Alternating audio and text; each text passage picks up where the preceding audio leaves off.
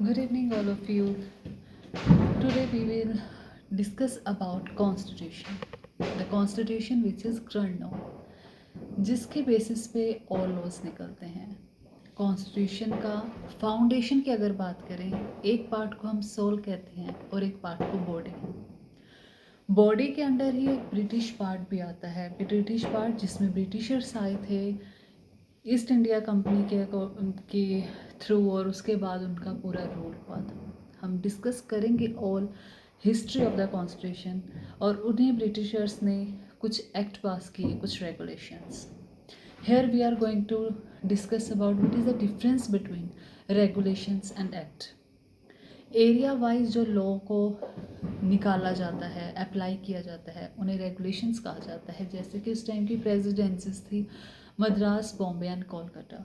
वहाँ पर जो लोकल एरिया वाइज, जो एरियाज वाइज लॉ निकले, उन्हें रेगुलेशन कहा गया. Madras regulations, Bombay regulation, Kolkata regulations. और इसी तरह जो पैन इंडिया, जिन्हें पैन इंडिया लॉ पास किया गया, पैन इंडिया जो लॉ अप्लाई हुआ, उन्हें एक्ट कहा गया. Government India act 1935. इसी तरह से एक्ट और है. That is the basic difference between regulations and the act.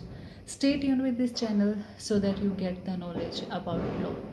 इसी के साथ हम 51 डेज ऑफ सीरीज स्टार्ट करने वाले हैं कॉन्स्टिट्यूशन, जिसमें बेसिक से एक हिस्ट्री से लेकर जो एडवांस इम्पैक्ट या एडवांस जो कॉन्स्टिट्यूशन है हमारा प्रेजेंटली, उसके बारे में बात की जाएगी. So stay tuned with this channel, law with advocate Sarabjit.